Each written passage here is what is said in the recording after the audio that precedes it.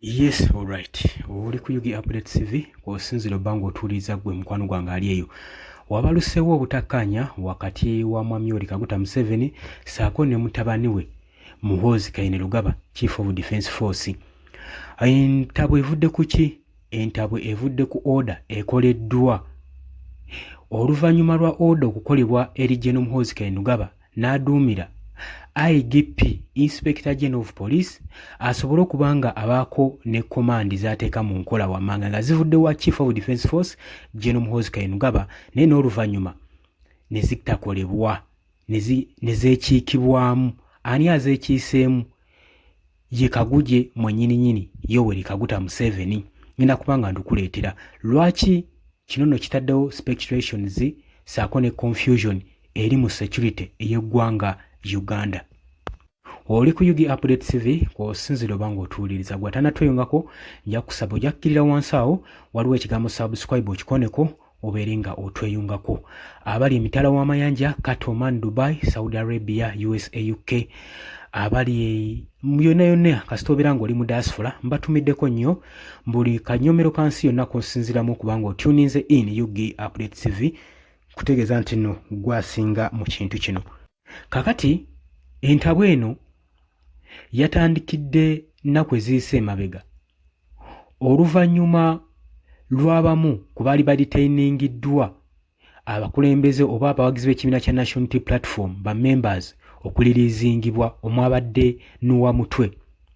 Okusinziira ku kyabaddewo ku bakulembeze ba National Unity Platform engeri gye bali yakitinzeemu ku kikolwa kino, jjukira nti no badde beemulugunya nti omuntu waabwe baamuwadde beyiro naye ng'asasudde obukadde 5 obuliwo okufuna beyiro eyo, so nga kyabadde tekyetaagisa olw'ensonga nti tabadde na musango na gumu gumulangibwa olw'okuba nti omusango ogubagamba gwe bamulanga gwa kukola comments ku bakulembeze, so nga bulijjo General Muhoozi Kainerugaba Chief of Defence Force azze akola comments ku social media ezivuula bakulembeze abalala entakera, wabula tasiimibwanga mu maaso ga mulamuzi.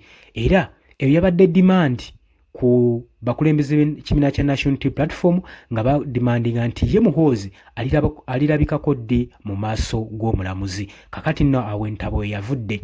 Oluvannyuma ebyo byawedde twalabye nga Chief of Defence Force awandiika ebbankaluwa ng'agiwandiikira Inspector General of Police IGP Byakagaba agende mu maaso n'okubanga kwegamba respondinga ne commands okuva eri Chief of Defence Force Muhoozi Kainerugaba agende mu maaso n'okubanga taking arrest eri omukulembeze w'ekibiina kya National Unity Platform Robert Kyagulanyi Ssentamu. Era order nga tezinnagenda mu maaso nga bali mu kuteekateeka mu preparations okulaba nga bagenda okunona Robert Kyagulanyi Ssentamu bamukwate. Era abaana badde bamaze ddo zambalira aba JET, aba SFC, aba UPDF, aba nga obamanyi aba SWAT bonna badde bamaze okubanga bazambalira basobole okubanga balumba ku kitebe oba oliawo oba eri emagere basobole okubanga banona Robert Kyagulanyi Ssentamu basobole okubanga bamudetaininga nate. Wabula Byakagaba IGP ono nga tannakola kikola kino yasoose kwekengera na kutya era okubanga orders ze yazikkiriza n'azitwala naye okuziteeka mu nkola kyamukaluubiridde kubanga waliwo mission gye bakutuma oba operation gye bakuteekako mu butuufu nga eri impossible, waliwo okubanga eri difficult naye ng'eri impossible. Kati no yabadde operation oba mission impossible gye badde batumyeko IGP Inspector General Mulamba of Police gwe badde batumye agende mu maaso n'okugondera order zino. Wabula ye nga tannakikola yagenze n'akwata olukomo n'awulugumya eri Mwami Yoweri Kaguta Museveni eri mu State House e Nakasero gye yabadde asuze ekiro ky'olwo. Ne yeebuuza ku nsonga zino n'agamba nti nno anti komanda ngambye Robert Kyagulanyi Ssentamu wakwatibwa. Era mbwe babadde bamaze omukubira essimu yabuuzizza Yoweri Kaguta Museveni yabuuzizza IGP ono Byakagaba nti order eyisiddwa ey'omukwata mwagala okumukwata akoze eki what crime has he committed byemu ku byabadde ebibuuzo bya mwami Yoweri Kaguta Museveni. Mu bufunze yabadde ng'agamba saagala kundetera mitawaana, mwagala omukwata mulaba akoze eki. Kwegamba ne waba wabaddewo omusango gwabaddewo, naye nga yeebuuza kati mwe mulaba akoze ekyo ogenda omukwata, ng'alaba kifundako okubanga tebamukutte than omukwata. Simanyi oba okategedde akantu ako. Yabuuzizza lwaki mwagala okundiisa engo, lwaki mukwata ku mwana gw'engo, lwaki mwagala okunteekako amatu g'embuzi mu ndiisa engo. Mwami Yoweri Kaguta Museveni bye bimu nga ku bibuuzo yabadde abuuza nti mwe mulaba alina kyakoze nnyo eky'amaanyi, nti kale newe kiba kibaddewo akakasonga kamukwasa. Yabibuuzizza enfunda eziwerako nga mubuuza what crime has he committed, kibi ki kyakoze. Bino ebibuuzo ne byadde bigenda mu maaso okubuuza, bwe babibuuza nga talina ansa, ng'atunula mpwangali nga embwa esudde ekyuma sinakiini bijjaagidde ng'enkoko ebiikira ew'amagujja. Kakati n'agamba mukama wange nange simanyi. Kale n'agamba bw'obanga naawe tomanyi kye yakoze, tiwaba nsonga lwaki ogenda mu maaso n'okugondera orders ezo nga tewali musango gwakoze. Era olwavudde awo IGP Inspector General of Police n'akomandinga abaana n'abagamba nti no tetugenda teeka arrest, cease fire, operation cancelled, mission ekansolingiddwa. Oluvannyuma lw'essimu eyavudde mu State House wa mwami Yoweri Kaguta Museveni, kino nno kyalabisenga mwami Yoweri Kaguta Museveni ennaku zino ali so vigilant era mwegendereza nnyo ku bikolwa nga bino eby'okujeyiringa high profile ng'ono nga Robert Kyagulanyi Ssentamu, kubanga baakiroozaako mulundi guli oluvannyuma mu mwaka gwa 2021 mu general campaign Bobi Wine okukwatibwa, era kyagenda ku international level, era kyateeka mwami Yoweri Kaguta Museveni ku pressure etagambika paka nga tebeesiikidde kanyeebwa ne baba nga bamuta.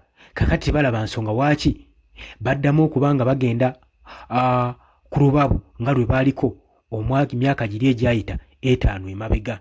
Era yagambye mu byesonyiwe temuddamu nakubirowoozaako, wabula General Muhoozi Kainerugaba kino tekyamuyisiza bulungi. Olwakitayo mwami Yoweri Kaguta Museveni omukuba enkokola oba omwekiika mu mission ey'okukwata Robert Kyagulanyi Ssentamu, kubanga ye yabadde amaze okuduumira ng'ayagala agende asobole okuba nga akwatibwa munnange n'obuyinja busobole okugenda eri Muhoozi Kainerugaba nga waatooyinze order okusobola okulanga bakwata Robert Kyagulanyi Ssentamu. Wabula ye muzeeyi yalabidde wala nti bino byandimuzaalira akabasa ku international level, n'agamba ebyo mu byesonyiwe, talina na musango gwakoze, talina nsonga waaki agenda mu maaso n'okubanga akola ki, akwatibwa gwe mukwano gwange ali eyo ampuliriza. Kakati Muhoozi agamba wati ye ensonga eri emabega Robert Kyagulanyi Ssentamu ono gy'asirikidde ayagala kutwala buyinza. Robert Kyagulanyi Ssentamu ono ayagala kweddiza ntebe ya kitaawe, era akimanyi bulungi, era agenda mu maaso n'omulumiriza ng'alabanga waliwo ensonga z'atategeera singa ekibiina kya National Unity Platform kigenda maaso n'okusucceedinga n'okutwala obukulembeze buno. Muhoozi Kainerugaba alabanga bwe baba batutteko privilege zonna z'abadde agenda mu maaso n'okufuna okuva mu First Family nga ye Chief of Defence Force. So teyandiyagadde kuluzinga buyinja n'amaanyi na privileges z'abadde ayina singa ekibiina kya National Unity Platform kigenda mu buyinza. Gulowooza kyekiddirira? Gulowooza Muhoozi Kainerugaba anaasigala kyekimu?